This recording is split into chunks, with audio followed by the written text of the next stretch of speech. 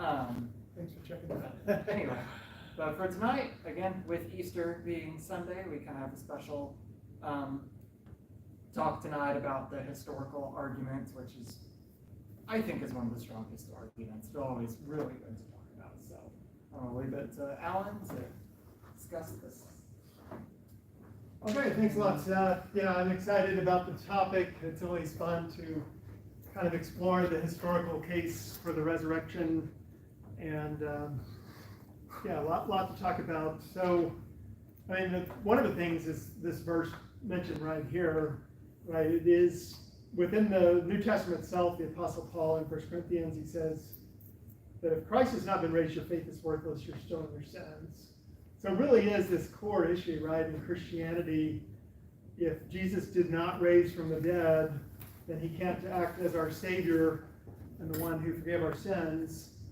And that was sort of the means of sort of showing that, hey, he is God's Son, he's the Messiah, he's the chosen one. So if you don't have this piece of evidence for that either, then it raises a bunch of questions. So I think it's really key to look into this. So I think one of the things I want to talk a little bit about epistemology, which is the study of knowledge.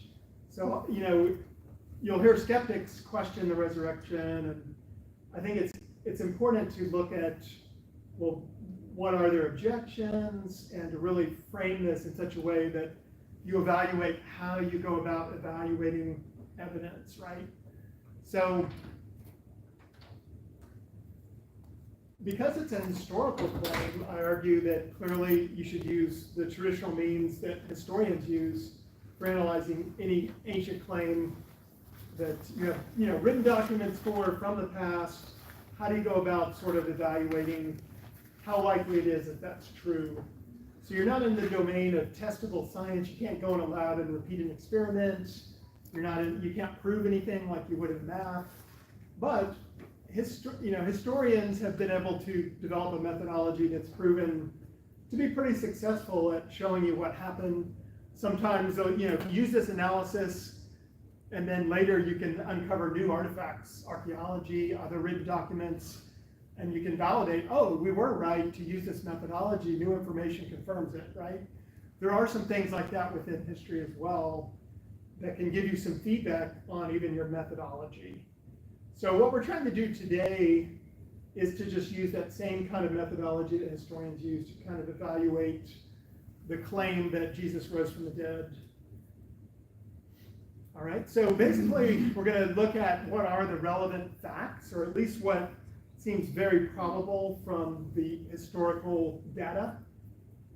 And then you can look at different competing possible explanations for those facts, and make some arguments of which one is the best explanation of the evidence versus alternatives. That's kind of what we're going to be all about today.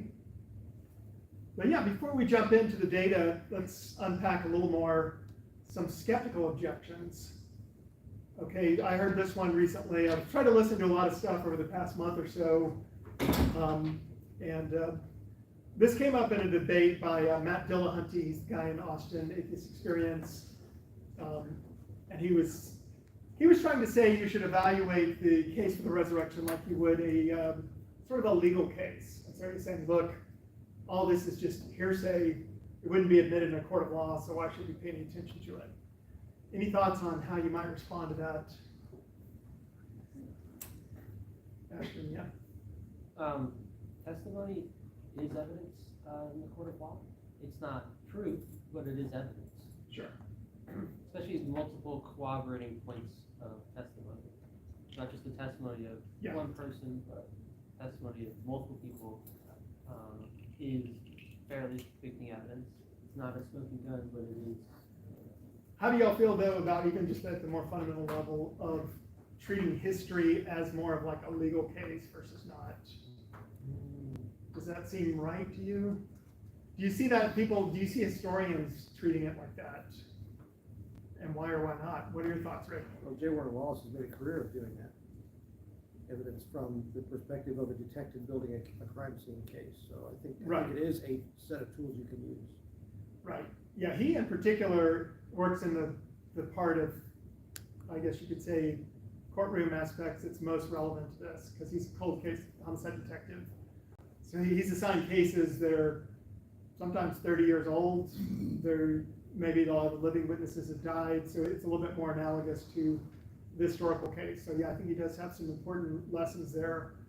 But I also think that you should not necessarily think you can't do history, or that you shouldn't think you can do history the exact same way that you would run a legal case where you have living witnesses and things of that nature. You're able to cross-examine them.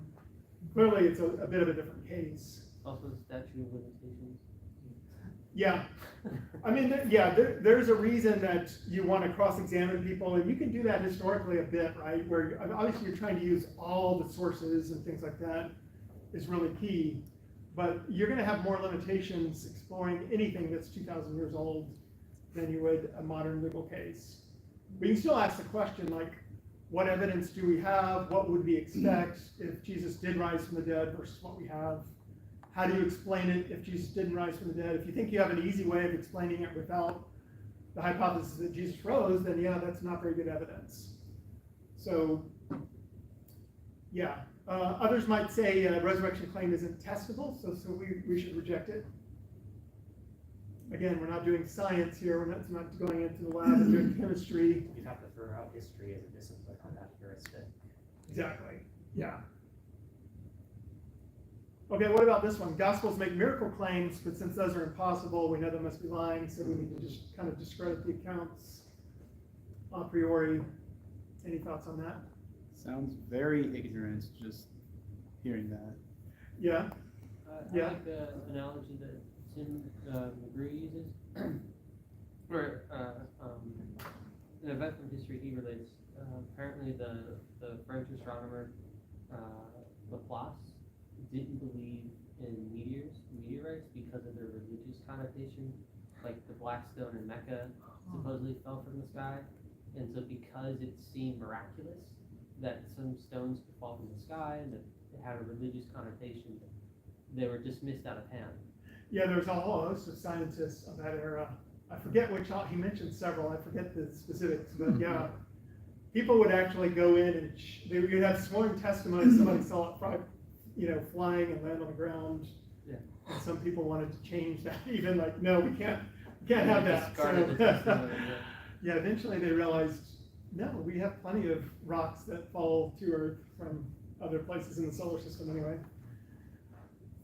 Yeah, I mean, I think this is sort of question begging, right? If you want to say you're open, you're seeking evidence, you can't assume a priori that God doesn't exist. God does exist, despite what came out in the recent debate watching party, where they claimed that someone share quote that so I'll get it right, but if Jesus rose from the dead, that would make God some kind of miracle worker.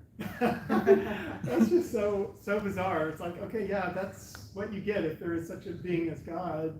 He's going to be able to work miracles.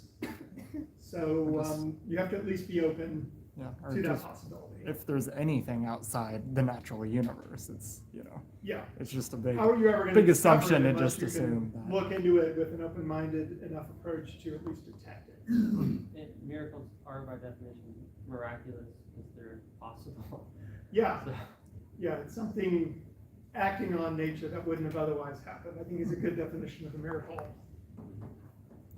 Yeah, even modern secular philosophers have shown that Hume made elementary probability theory mistakes in trying to sort of just dismiss miracles out of hand.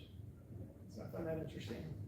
By the way, you mentioned Tim McGrew. I should mention that I've got to give him credit. I'm taking a lot of his slides.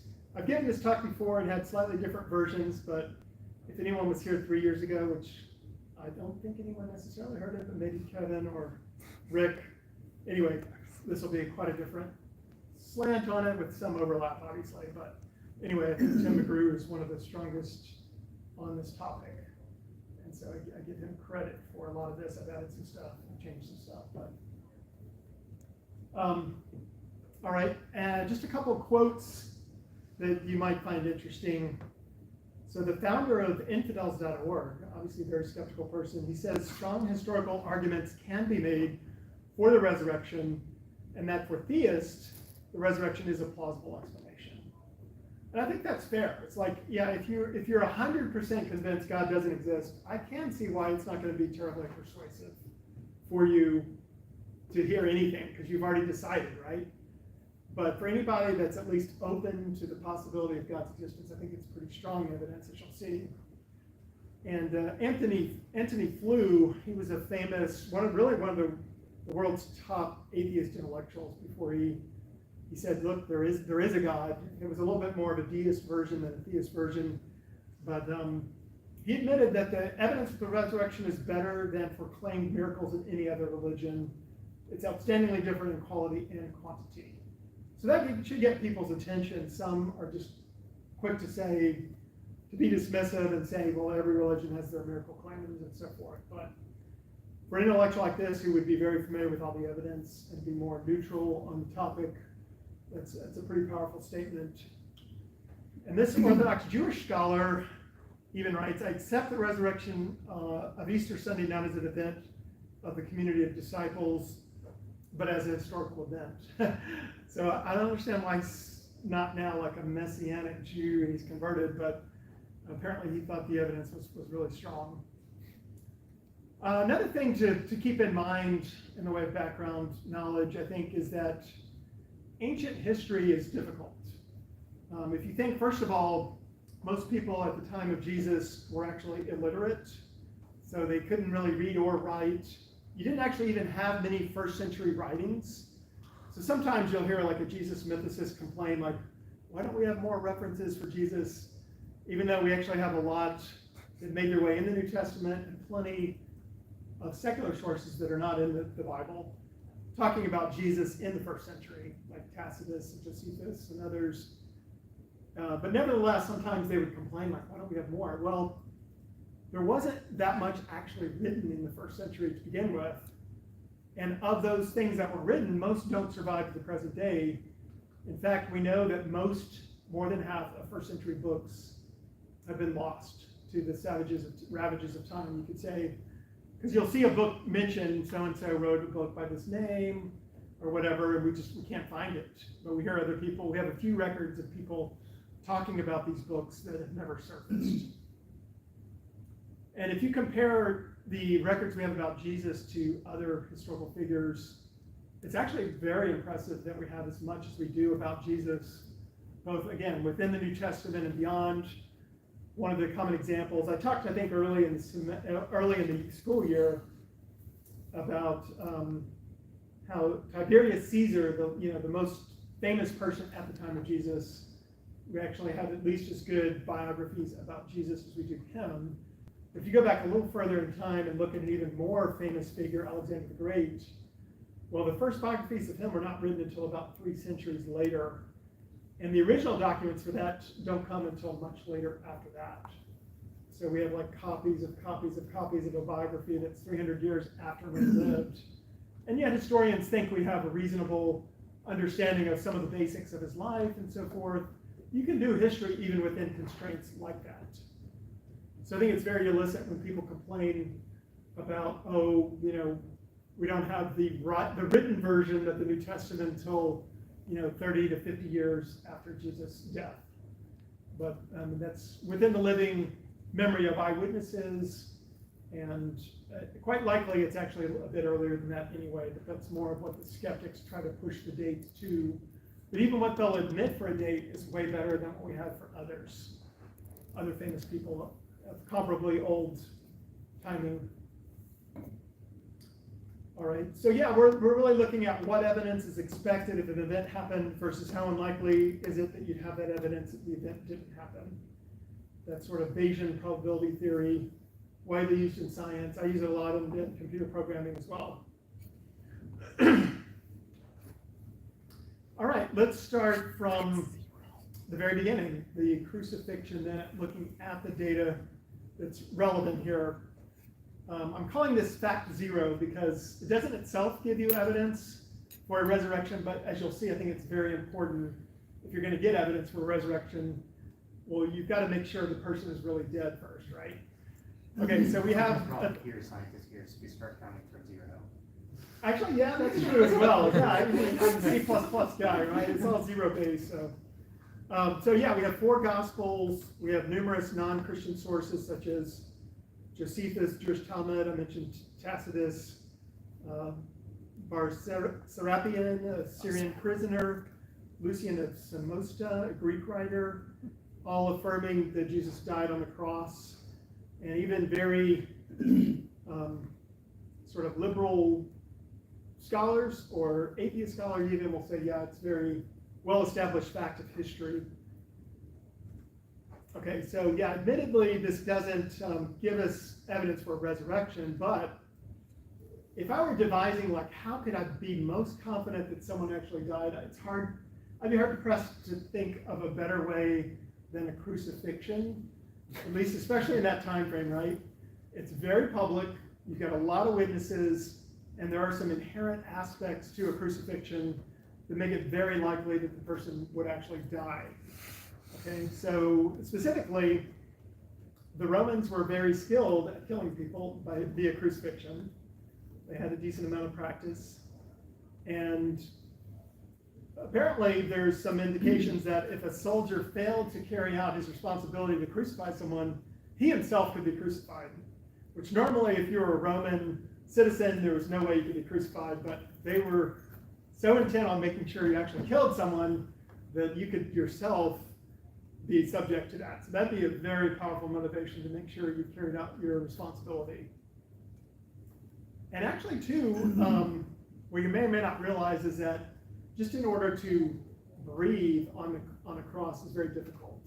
The way you're hanging, and they would actually put something on there to kind of help the person be able to breathe by sitting on something, because that prolongs the agony, right, if they're able to stay longer. But the point is that they have to push themselves up to breathe, so you can actually see if they're breathing or not. So if you see someone it's not like you could fake it and just pretend you're dead. They would know there's no way you can breathe unless you're pushing yourself up actively. So I find that interesting as well. It's like you have all these factors that would argue that you're not going to be able to fake that someone actually died. Okay, and there are some people that would say, well, maybe Jesus never really died, the sort of so-called swoon theory. So this is a pretty good refutation of that. And then if you look at the details that you have in the scripture, written by people that are not, very medically knowledgeable, such as John, but he noticed that they thought Jesus was dead, they stuck a spear in his side, and out came blood and water. And in fact, the Greek emphasizes the water more than the blood in that particular passage. And these are indicators that we understand from modern science that would confirm death. Okay, when you have this kind of watery stuff oozing out when they're stabbed, that's a really good indication of death as well. So Dr. Truman Davis, he says, interpretation is based on the assumption that Jesus did not die on the cross security odds with modern medical knowledge.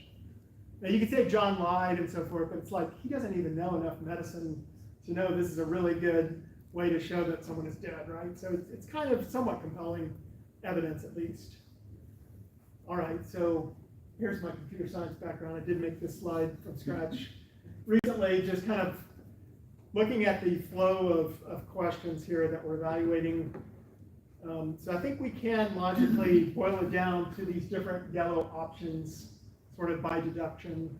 We can start off with asking, is the early testimony we have to resurrection, is it, do we really have early testimony?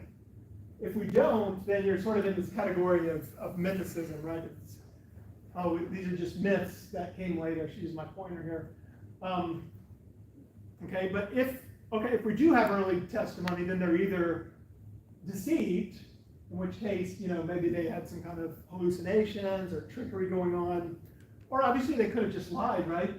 They could be themselves deceivers, okay? And then you're in this conspiracy theory bubble here. But then the only other option, if you follow this, is saying, well, no, they're not deceived, they're not deceivers, so they must have been telling the truth. And then you have the Christian story that Jesus did rise from the dead. So I think we can kind of evaluate the evidence as we talk through it in terms of, which theory it supports here. So I'm going to give you some, there's just a summary of what I just said, but I'm going to give you 5 facts. And this is totally stealing Tim McGrew's acronym, but I like the fact that it's easy to remember. You can use it yourself in conversations. He uses the acronym ALIVE for this. And so the A represents the appearances of Jesus, for which we have these testimonies. Low status of women, we'll explain that one in a minute. The immediate proclamation, that there wasn't some long delay, is significant here. That those people reporting the appearances underwent voluntary sufferings, and that we have an empty tomb as well. It's not just some kind of appearances, but we also have this empty tomb. So those 5 pieces of evidence, I think, are very relevant to, first of all, we have to establish that we have good evidence for them, but then if we can, then we can evaluate each of these relative to those different possible explanations. So that's kind of what we're trying to do. I like the way McGrew lays it out so logically like this. So that was pretty hard to improve on. Okay, in terms of the appearances of Jesus, we have evidence that Jesus rose from the dead from many, many different people and sources in multiple writings. These would include not just the Gospels, but also the writings of Luke, Acts 1, and of course you read the Gospel of Luke too, but it is a separate book. 1 Corinthians, numerous sermons in Acts. So we have many, many reports that Jesus rose from the dead. And even in sources such as Tacitus, the Roman historian, he speaks about how the superstition arose in Judea under Pontius Pilate about Jesus, being killed and being raised. So there's some indications from Tacitus that this was an early thing. It caught on very quickly and spread all the way to Rome and started having an influence that he didn't like. He's a hostile witness, but he reports about it. Okay, now here's where maybe we need to talk about, and actually I'm starting to get into it some, eyewitness testimony. How good is that? Is this really something we should dismiss out of hand? As Bart Ehrling, the famous skeptical New Testament scholar, tries to argue often in public debates and so forth. One of the things I find interesting actually is, like, if you hear what he's saying, he'll actually say, well, I've looked at some scientific articles about eyewitness testimonies and they say such and such. And he's effectively asking his audience to take his testimony about something as evidence against testimony. So it's a little bit self-defeating in that sense. I think it's really hard, right? If you get rid of testimony altogether, you're really throwing out science as well, right? Someone does an experiment, they're in a sense, they're giving testimony that, hey, these were my results, and they're submitting it for publication and so forth. I mean, you can't really throw out testimony without losing history, at least key parts of science and so forth. Yeah. So we're going to kind of have 2 responses. One response to my response. I feel like the immediate response to that would be, well, but with science, it's replicatable. We can just perform an experiment and prove it again. But in actuality, you don't do that. It's not like every single PhD student when they're working on whatever their research is has to just derive science from base level to prove that. You're going off of the word on all the scientists that came before you who have built that collective knowledge up. So yeah, if you remove that testimony, it doesn't matter if it theoretically can be re-derived, it usually isn't, and you're still taking that person's word for it. There actually is a known problem within science as well, as far as, especially in certain fields within science, there is a repeatability problem where people will go in and try to repeat the experiments that were published and find that actually this doesn't work in a repeatable way. Now that's more maybe in psychology or some of the softer sciences, but occasionally it hits even in the hard sciences. But I do admit that science is a great way of self-correcting over, given enough time, and if you're talking about experimental science at least, it's pretty good in that regard. But at the same time, obviously it relies on testimony as well. So There are some scenarios where eyewitness testimony is pretty unreliable. I think when people like Ehrman talk about it and talk about these studies, they're really referencing things like this. It's cases of crime in particular, where someone's at a bank robbery, someone comes in with a gun, points it at them, and they're trying to remember what happened, and they just, you're focused on the gun more than the person, how the person looks, and maybe you have trouble identifying them. Some people are really bad at identifying people of certain races that they don't see as often. There's things like that going on. If people are strangers to one another, there's a weapon present. Yeah, those kind of situations, you do have problems with eyewitness testimony, but you can see how this is vastly different than, oh, I've hung out with Jesus for years as his disciple, and now all of a sudden I see him again after I saw him die on the cross. That's not a stranger, and you know this person really, really well. You can see that this is quite different. And this isn't just I saw him like in passing. This is I had a conversation with him. I had a meal with him. Yeah, I touched his side and whatever. Yeah, absolutely. Yeah, the nature of the claimed appearances, they're public. They're to multiple people at once. Notice the problem that poses for hallucinations. Generally, when you have a hallucination, it's not the same that your friend had, and so forth.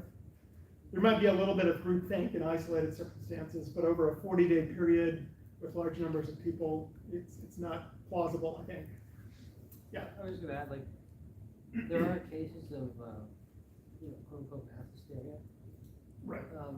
Throughout history, but some of them aren't so clearly hysterical. Like there was the Fatima apparitions where people saw the sun change colors, swirl and come down, and a lot of the skeptics will cite that and say, well, clearly, because they like to pit Protestants and Catholics against each other. And Protestants by nature reject Marian apparitions and whatnot. But I mean, if you look at that evidence, like that case on its own, it's clear something happened, like something substantial, because you consider the makeup of that crowd, right? They're not only religious people, but also reasonable people, skeptics, atheists, who all reported the same thing. Yeah, there probably was something really bizarre going on atmospherically. So, and as Christians, I mean, we're open to the possibility of God doing things. yeah. We might tend to think that most of the signs were more to affirm Jesus when he was on this earth or something, but it doesn't rule out special things he might do over time. And there's also the fact that demons could do miracles on a Christian worldview. So sometimes skeptics will be like, well, these other religions have miracles. Like, yeah, maybe they do. Maybe God's trying to reach them. Maybe supernatural forces of evil are trying to deceive. Who knows? But it's only the naturalist that has to reject every possible claim. Yeah, I mean, well, at least my point in that was just I feel like the argument for mass hysteria is often overplayed because there just aren't any examples in history that are anything remotely comparable to Okay. the That's a good point. Yeah. Okay, yeah, I wasn't And the aware of ones that that particular kind of one. are ambiguous. You can't really say that it was.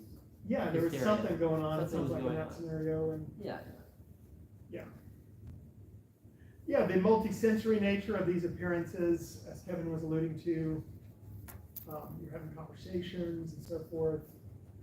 They're extended across time. It's not just one brief, confusing episode, such as that one you referenced.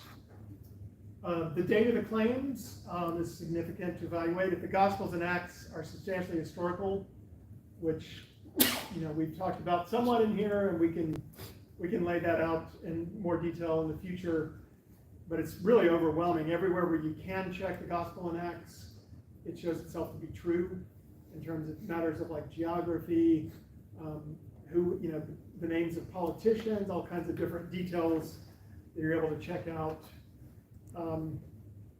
Given the historical nature of these documents, the claims of eyewitness encounters with the risen Jesus were the ground of Christian belief from the outset.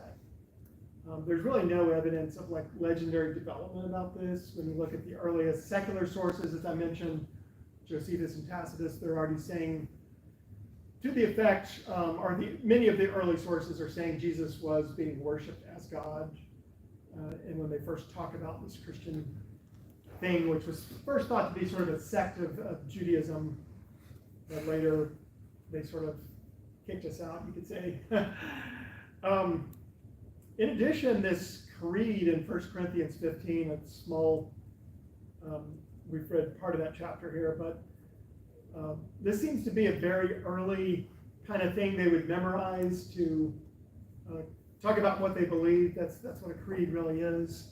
And it's been dated to within, it's on the next slide here, 6 months to 5 years after crucifixion. So that's very significant. Very early on that we have this kind of information. So I ask this only because I've had practically the same conversation with two people now at this point. Okay. But I love that creed and the fact that it does go back so early, and I use it a lot. However, I've heard it mentioned a lot that, like, perhaps the stuff about, like, the 500 people, like, that's very robust and that, but that, like, could that have been added at a much later date? That's usually what I hear of the response is, like, those, a lot of those miracle claims are just added at a later date to the creed.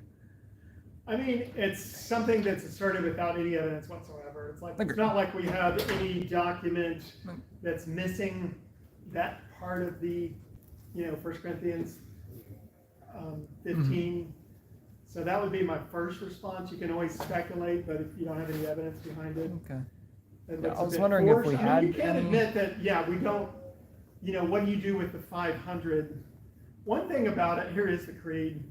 Let me read it, and then we'll unpack it a little bit more, but we'll try to get into some of those aspects. So it says, "For I delivered to you," this is Paul speaking to the people of Corinth, "as of first importance what I also received, that Christ died for our sins in accordance with the Scriptures, and that he was buried, and that he was raised on the third day in accordance with the Scriptures, and that he appeared to Cephas," or this is really Peter in his Aramaic name, "then to the 12, then he appeared to more than 500 at one time," what Seth's referencing, "then he appeared to James, then to all the apostles."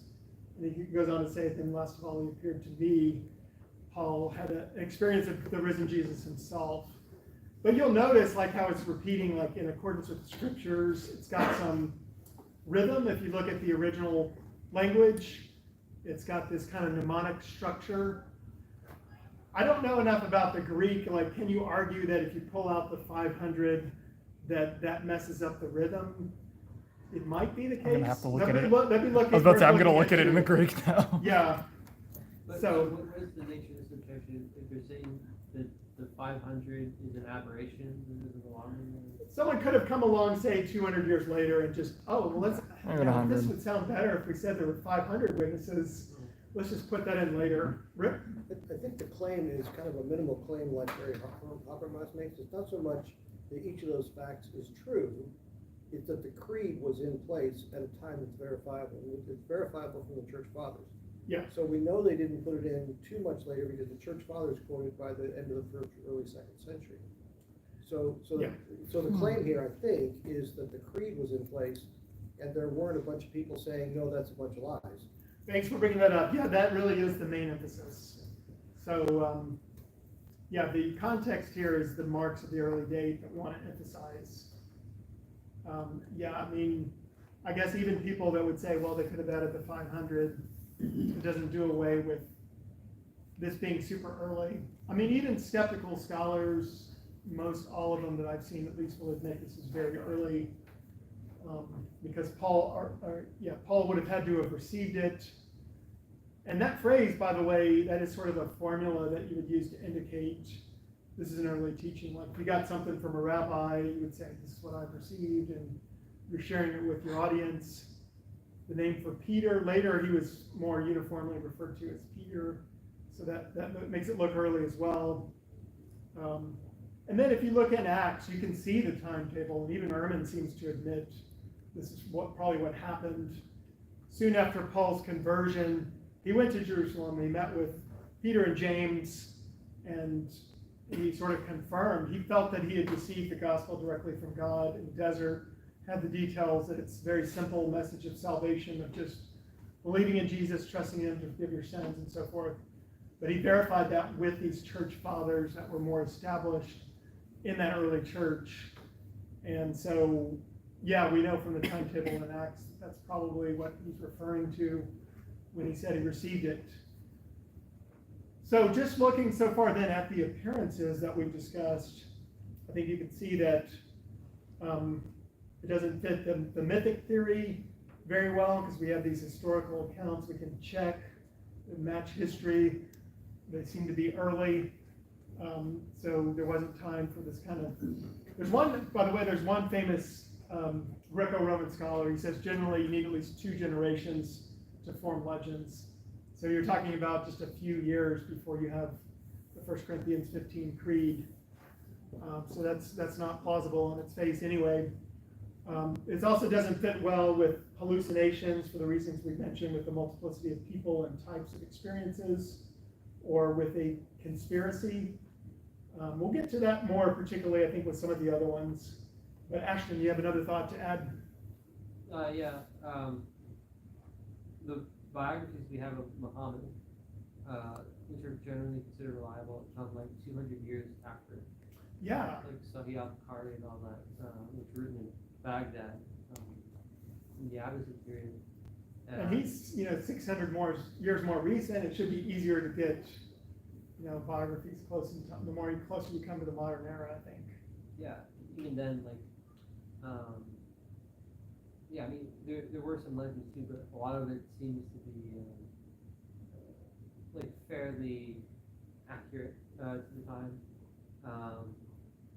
And I was gonna say, like, there was one Muslim prophet, I can't remember the name, where he actually evaluates the different kinds of stories that came about Muhammad, because there's all these sorts of competing traditions that arose, but and basically try to like make a science out of it, of how we can like verify historical claims, by which ones are most reliable, and basically evaluating like a chain of narration. But I mean, so that is a problem for like Islam, but even then, that's not really like I guess an objection you see too often for Islam, because it seems like They have bigger problems. they have bigger problems, Eventually, like I think, the picture it paints of Muhammad is not very flattering. But I mean, that is like, I guess,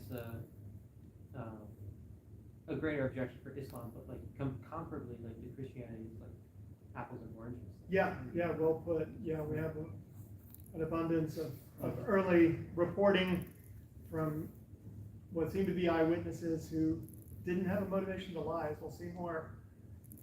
Okay, so let's talk about the low status of women. Why is this in here? Some of you are familiar with evidence of the resurrection, you'll know, but let's unpack it a little bit, maybe you'll learn a detail or two. But see, the key point here, and Jesus tried to correct this some in his teaching, right? He was always correcting the Pharisees and some of their backward ways of thinking. But in this period in first century so-called Second Temple Judaism, women were not highly regarded.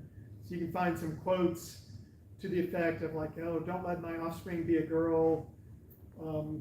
The man is blessed of God who has not made me a Gentile, a slave, or a woman. And then in particular, the ability to testify in court. Or no one should talk with a woman in the street, not even his own wife. Let the words of the law be burned rather than committed to women. Those are really horrible things. So don't shoot the messenger. I don't believe any of that, obviously. Nor do I think the New Testament. I think the New Testament was revolutionary in fighting against this kind of thinking where you had, for example, Paul in Galatians saying, there's neither Jew nor Greek, nor male nor female, we're all one in Christ. We're joint heirs with Christ, things like that. Everybody is made in the image of God in the biblical view.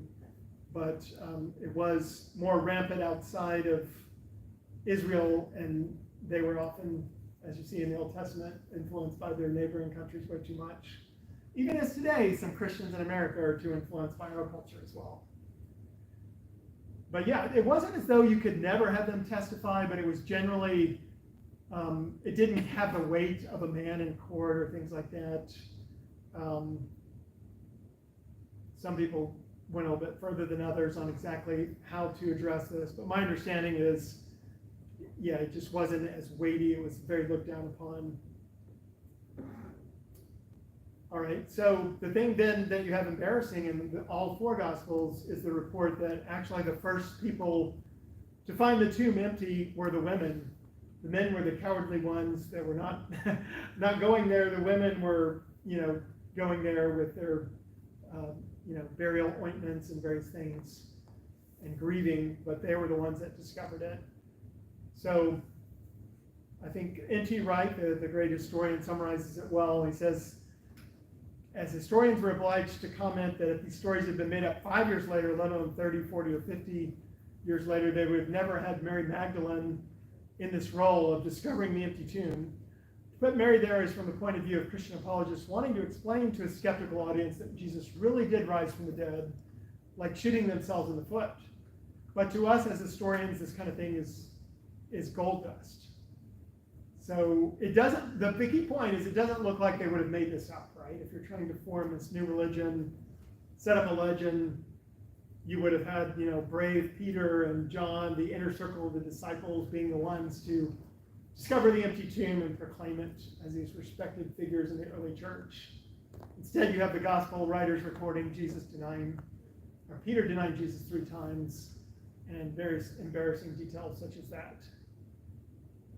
So the low testimony of women has some relevance against the mythic theory, that it's not what you make up, and against the conspiracy theory, which is also sort of a made-up version, right?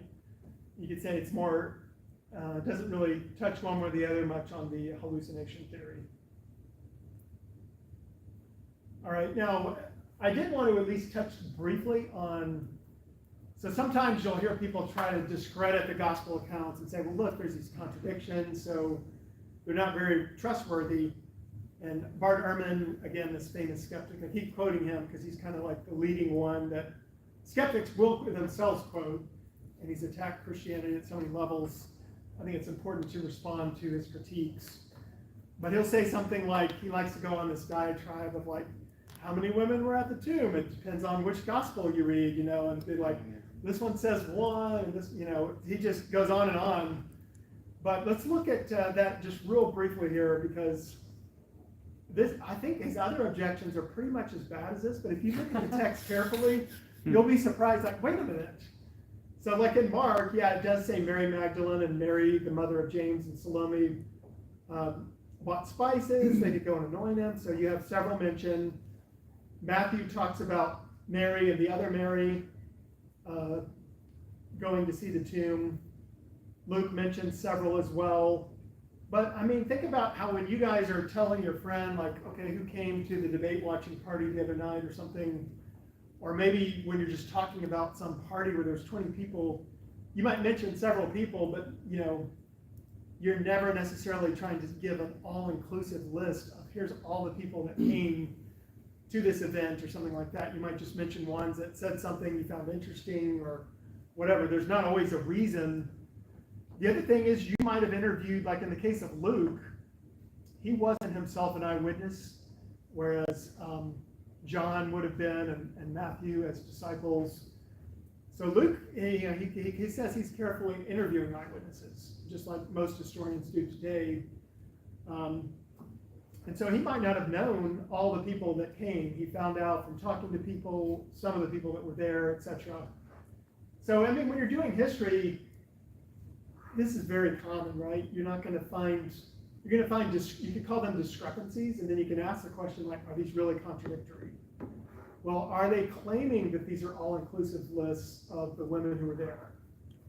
None of them claim that. It's very, if you read the Gospels carefully, as I did again this week, read through it at least once a year, all those accounts, there's absolutely no indication that any of them are trying to give an all-inclusive list. So John, for example, he does just mention Mary Magdalene, but nowhere does he say that's the only one. But notice that this is where it really seems illicit for Ehrman to claim that John said there was only one woman at the tomb, because when he quotes Mary Magdalene, he says, they have taken the Lord out of the tomb, and we do not know where they have laid him. So she's implying that she's with other people in making this discovery right there in the quote, right? Okay. So I think there's no reason to think that there weren't, there could have been who knows how many. We means more than one, and we know the name of one of them. That's all John tells us. There's no contradiction there. The appearance of contradiction arises only if we assume quite unjustly that each account is intended to be complete, to give us a comprehensive list of the women Now think back to what I said about ancient writings. Okay, it's hard in ancient times just to write stuff down. You're not just typing on your computer with word completion and spell check. You're hiring somebody and you're paying a lot of money for papyrus or something to write stuff out. And then if you want that to be used, well, you want to be brief, right? Because you've got to manually copy everything to distribute it. So if you really, I think it's anachronistic to think that they would be super verbose kind of writers in that era, right? You're gonna, and I mean, from all these other writings outside of the Bible as well, that they use the same kind of approach, right? They're not, it was a culture, for example, that they hadn't invented yet quotes, right? So they'll tell you what someone said, but they're not trying to claim always that was an exact verbiage or where to delineate. They're trying to give you the information that you want concisely. Okay, so that seems really illicit. So you could go over all Ehrman's objections, and most of them fall sort of roughly in that category. But let's move on to the other facts here so that we can get this, make progress here on the data. So we have this immediate proclamation that all the first century evidence indicates the resurrection was proclaimed in Jerusalem beginning at Pentecost. Read the book of Acts and you'll see that clearly there. You'll see the disciples stayed at Jerusalem even when the church came under heavy persecution. We find secular historians reporting the early persecution of the Christians. This I think is very significant. The apostles proclaimed the resurrection at Pentecost when Jerusalem expected the spread of the report and endeavored to prevent it while the eyes of their enemies were yet sparkling with rage and madness, while Calvary was yet dyed with the blood that had split there. Do impostors take such measures? Think about if you were to start a religion, for example, in Mecca or some place like that. I mean, these were similarly very devout Jews with very strong opinions, such as God would not come down in the form of a man and things like that. So they had some resistance to the Christian message. All right, and the fact that this started in Jerusalem, where the crucifixion took place, it wasn't as though people were just talking about it in, Rome or something like that. Oh, this guy raised from the dead, take my word for it. And in fact, the Jews would come every year for Passover to Jerusalem that were spread out throughout the Roman Empire and so forth. So you had people from all over the place that would have been able to come and accept Paul's challenge in 1 Corinthians 15, where he says, look, the eyewitnesses are still alive. You can talk to them yourselves. Go ask them if they saw the risen Jesus, things like that.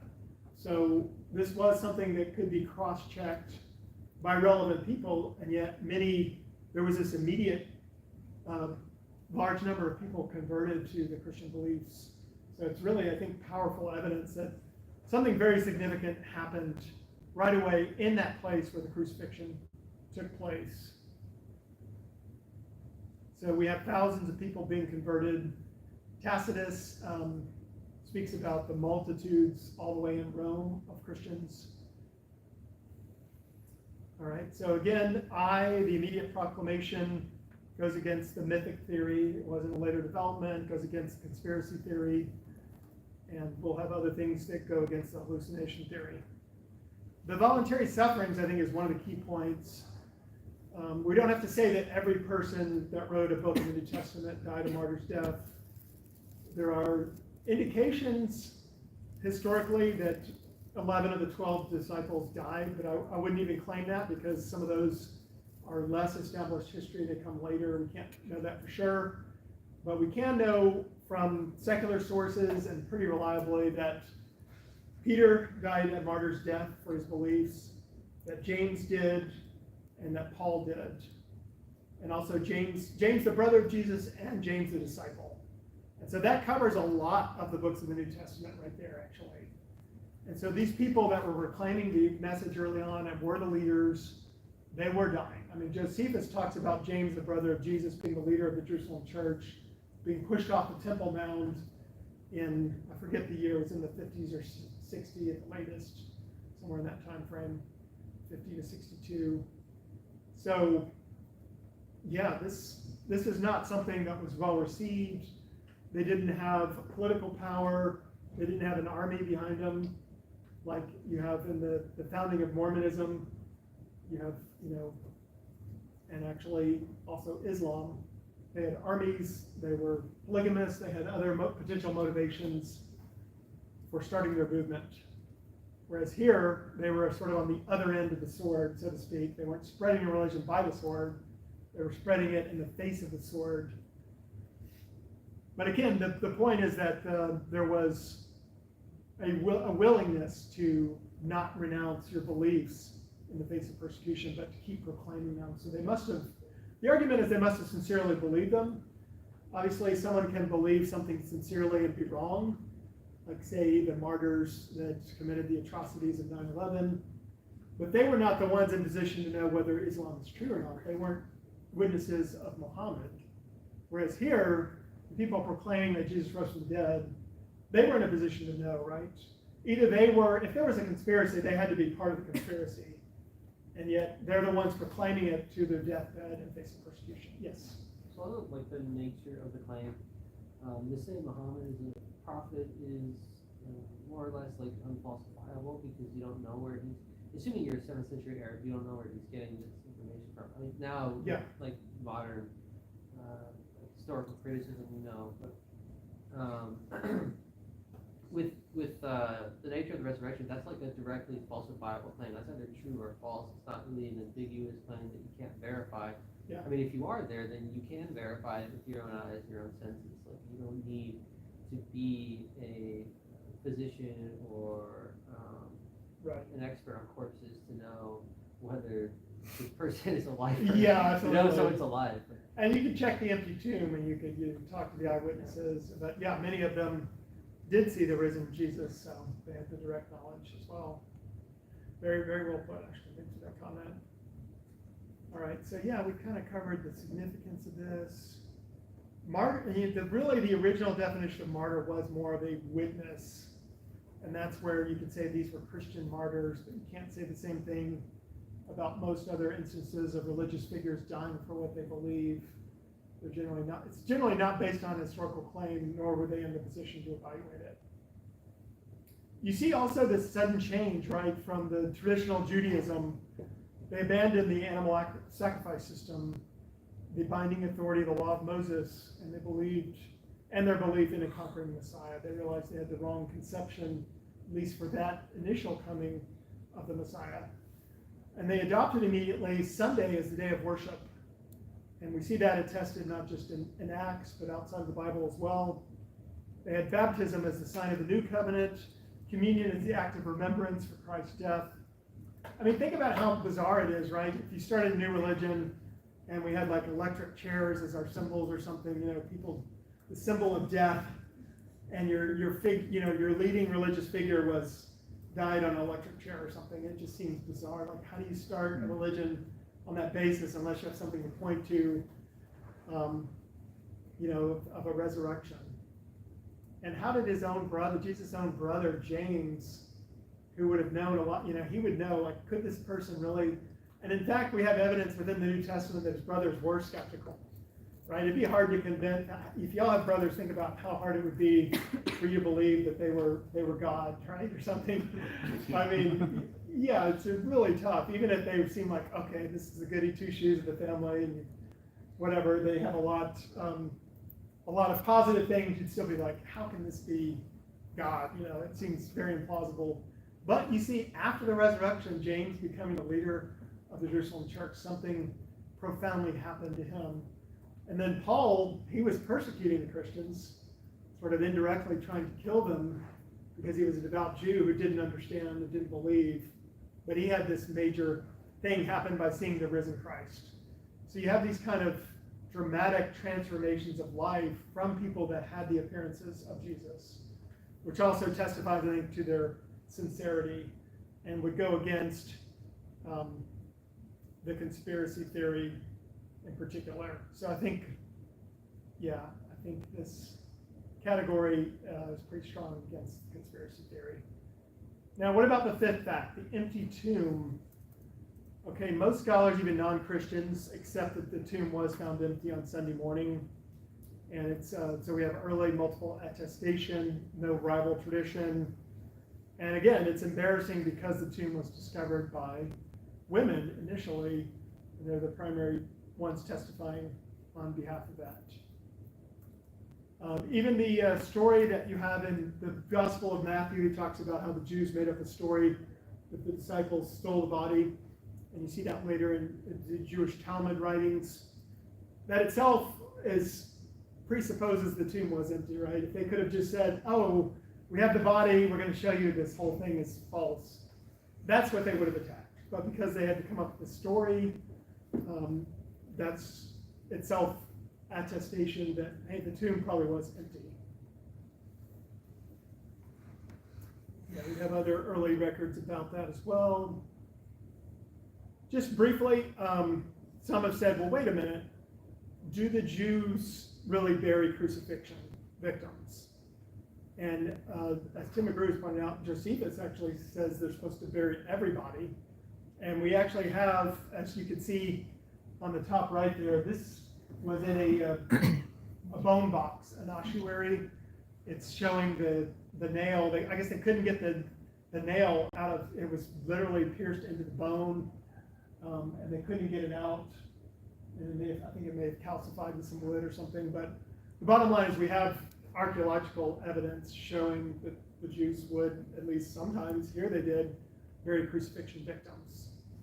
So they were so much, part of it too was like, even if you hated the person that was crucified, but you're a Jew, you can't, if you touch a dead body, you've got to like go, if you remember Leviticus, it's like you got to go quarantine a long time. And so there's important reasons, even if you don't care about the person, or you don't want dead bodies lying around on Judaism. But in fact, I think they had enough respect for human life that it was just something they felt you needed to always bury victims. I mean, even if you look at the recent October 7th tragedy, there was incredible efforts that went about to go and find all the body parts to try to gather the people, the victims that were tragically killed there. We even have evidence for, I'm not sure if this is going to play right or not, but for some of the events that happened during, we're also a little short on time, maybe I'll just tell you the summary, but this is Dr. Paul Meyer, prominent historian that's at Western Michigan, happens to be the same place as Tim McGrew, but he is a Christian, but he's a very thorough historian, well respected with lots of writings, and he talks about how we have some records. Here's a summary on the next slide. Yeah, I think I didn't test the sound beforehand anyway here, but so we have a Thales, a Greek historian, writing about darkness, and he's trying to claim as a skeptic, like, hey, you Christians are talking about darkness on that day, and he sort of implicitly admits that it was dark when Jesus died. But he says, look, that's just an eclipse. Problem is, it was like 3 hours long. And as you'll see on April 8th, they don't last that long. And because, yeah, we're going to have one of the longer ones. The absolute maximum theoretical peak duration is like 6.5 minutes, 7 minutes, something like that. Yeah, that's what I would have guessed. Yeah. So anyway, yeah, that didn't hold up anyways. You had other Christians writing later kind of arguing against that, like this doesn't. And they talk about annals, Roman records that we don't have, but people talking about them in their disputes. So unless they're making that up, it's like this, at least some evidence, right? Because sometimes people will claim, well, there's all these wild things that happen, we don't have much evidence. But remember my early slide, you don't have many writings that survive. You don't have many writings, period. The Palestine area was the backwaters of the Roman Empire, so they were not inclined to focus on that. So you shouldn't expect necessarily a whole lot of writings. And actually, yeah, the Greek author Phlegon, he pins this darkness to the 4th year of the 202nd Olympiad, which actually, by Paul Meyer, there's some debate about when the crucifixion happened. 30, 32, or 33 are pretty much the only dates, but a lot of people do think it was 33. And if it was, it would fit with this record perfectly to the very day of when they reported darkness. So that seems significant. There's also a decree that was found in Nazareth, this tiny city where, of course, Jesus was from, which was an imperial decree proclaiming death against anybody that was tomb robbers. And this happened during the reign, most likely, of Claudius, who was an emperor of Rome. Why is he so worried about grave robbers? What's going on here? Well, this actually there's good reason for thinking it's Claudius we won't get into, but we have the historian Suetonius talking about Claudius having trouble with the Jews, expelling them from Rome during this time frame, which, by the way, Acts also mentions. Aquila and Priscilla were kicked out of Rome. That's why Paul met up with them as tent makers. So that was all Claudius's doing. So this very interesting evidence that something very significant was going on early on. I mean, you can always push back against any one particular piece of evidence, right? But if you put all this together, it's a pretty powerful case. Now, there were some who were saying, wait a minute, there was no first century Nazareth. It was only settled later. We now have solid archaeological evidence from non-Christians that, no, actually, it was inhabited in the first century, but it was just a small town, which makes it all the more remarkable that he would have a decree focused on that one tiny area. So yeah, there's more. I don't have time to go into there, but so the empty tomb gives you some evidence, at least, against all three rival theories that we discussed. So when you put it all together, we have some, you could say, very probable things that we think happened historically, including, the appearances. Even if someone says, well, maybe they were deceived, well, they really sincerely thought they had appearances. That itself is part of the historical data. And then you add in the low status of women, the immediate proclamation, the voluntary suffering, and the empty tomb, and you ask, what is the best explanation of that evidence? It really gives you a pretty good argument for Christianity, especially if you already have good reasons for believing in God, which, if you've been with our group very long, you know that we've compiled a pretty long list of arguments for the existence of God from a variety of philosophical or scientific aspects. And then you look at the predictions of a Messiah within Judaism. This wasn't a claim of some random person dying, right? This is something that was prophesied, that the Messiah would come. Richard Carrier is a famous skeptic, and even he talks about how in this very particular time, it was the peak time at which Jews expected the Messiah to come. And then there's some indications from prophecy that the Messiah has to come before the temple is destroyed. There needs to be a temple there. And so you put all that together, and it's like, well, this really seems like this Messiah figure that was prophesied was the one who raised from the dead. And so you really start putting all that together, and you say, well, wait a minute, this world religion formed out of this event, and as predicted, spread around the world, affected what became more of a Gentile-oriented religion, although obviously there are a number of Jews, and really the early church leaders were Jews, predominantly, almost exclusively, but it's followed the path that Jesus predicted for this rise of Christianity. So it's pretty remarkable.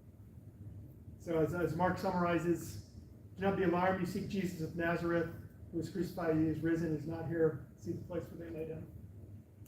So we have maybe just a few minutes here for additional questions or comments. So I'm going to open up to the floor for anything you guys want to say or question or push back on or anything at all. Yeah? Just a comment.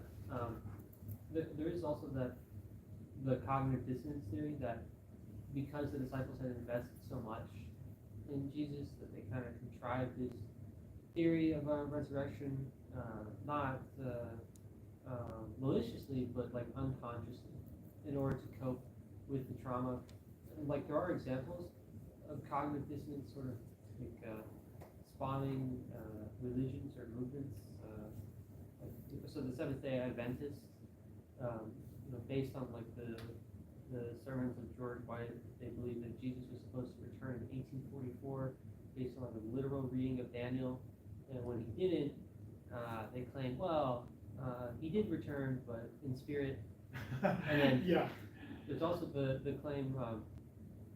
There's also the parallel that Bart Ehrling loves. Like, the way he opens his lectures is he describes a man who lived in the first century, or I guess in the classic period, who was put to death, and his followers claim that he rose from the dead.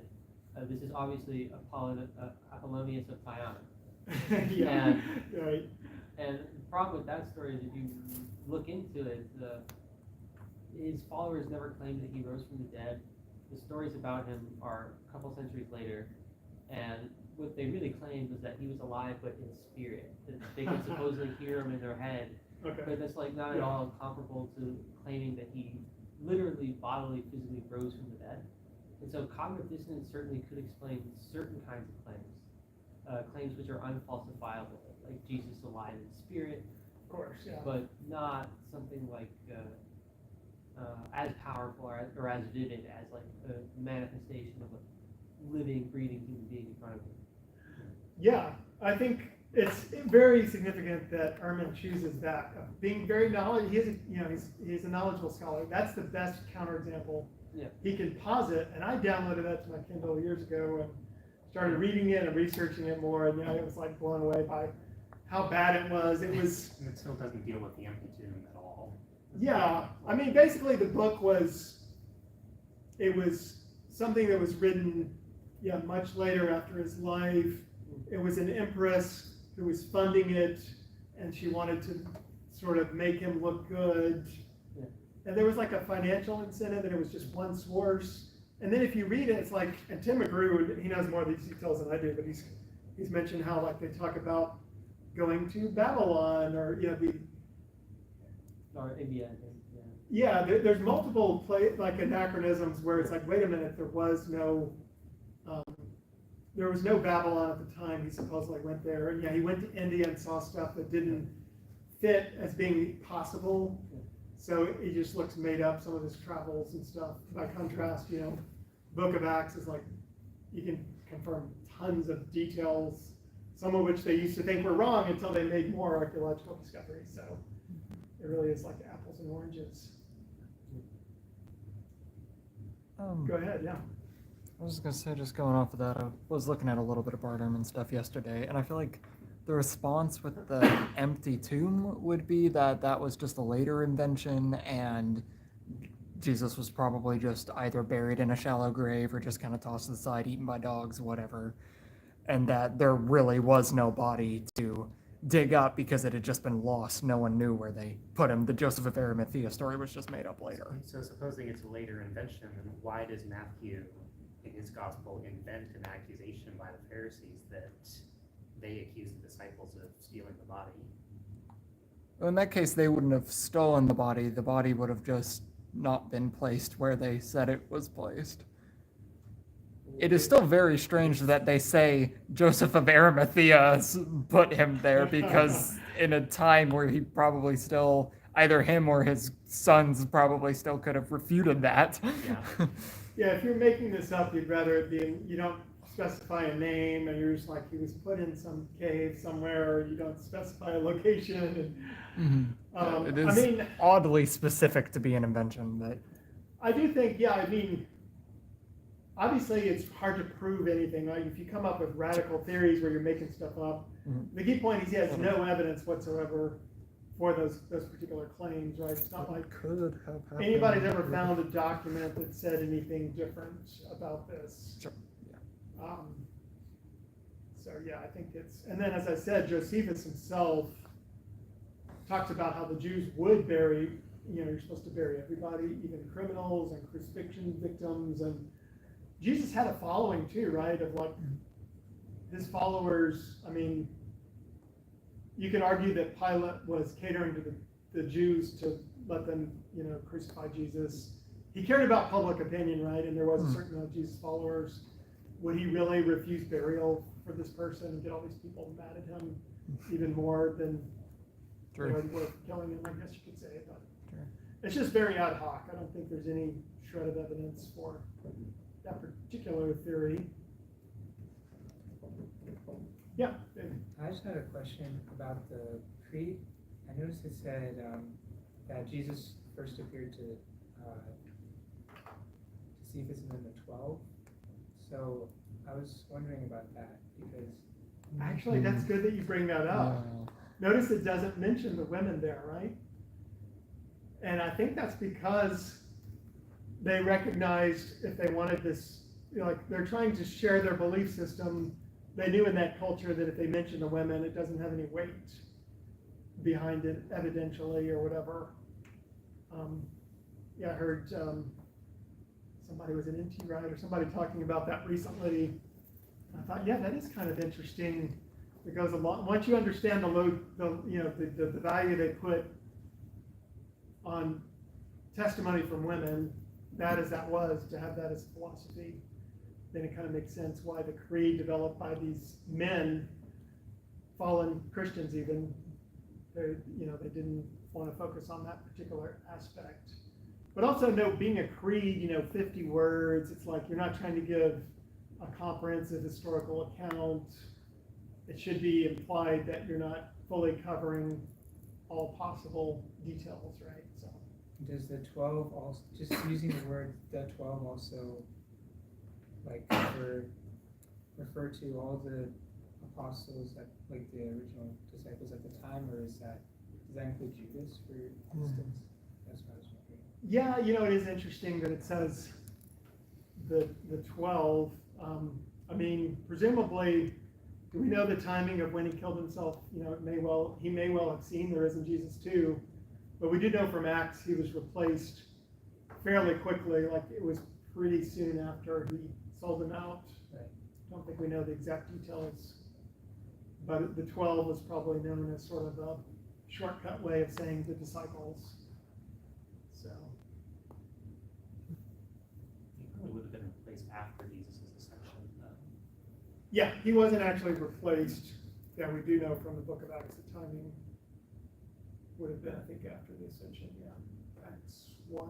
Yeah, go ahead. Yeah. I was gonna say about the low status of women, because I know a lot of people because I know for people that say resurrection is fake or anything like to that claim, I would ask if the resurrection really was fake, or if Jesus never rose from the dead, why would you have someone who at the time no one would listen to as your source, but no, yeah, just that, but also the fact that God even specifically Jesus went to other people, he went to women, he went to other people who also had low status, people who had leprosy. Absolutely. He was very revolutionary in that regard. Yeah, because for people that had leprosy during that time, no one would go around them. Otherwise, how leprosy works, if you go around them or get really, really close to them, you'll get leprosy too. Yeah, but the fact that he did you that, can transmit it from cloth they touch. Yeah, but people like him, or people that are blind, or anyone who at that time would be considered low status, Jesus still went to. So I think it's really amazing how just Jesus in general went to people who were just felt like outcasts. Absolutely, yeah. I don't think you can think of any other figure, religious founder, or even just great figure of the past. That was more as someone who would reach out to outcasts and tell parables like the Good Samaritan, hey, this people you hate is the hero of the story, and everyone is your neighbor, and all that kind of. The fact that Jesus had all these amazing moral teachings, the person that supposedly rose from the dead intersects with the prophecies and with the great moral teaching and the great examples. So it's really powerful when you put it all together. So that's a good place to close. We're basically out of time anyway here, but thank you guys for your attention and the good discussion.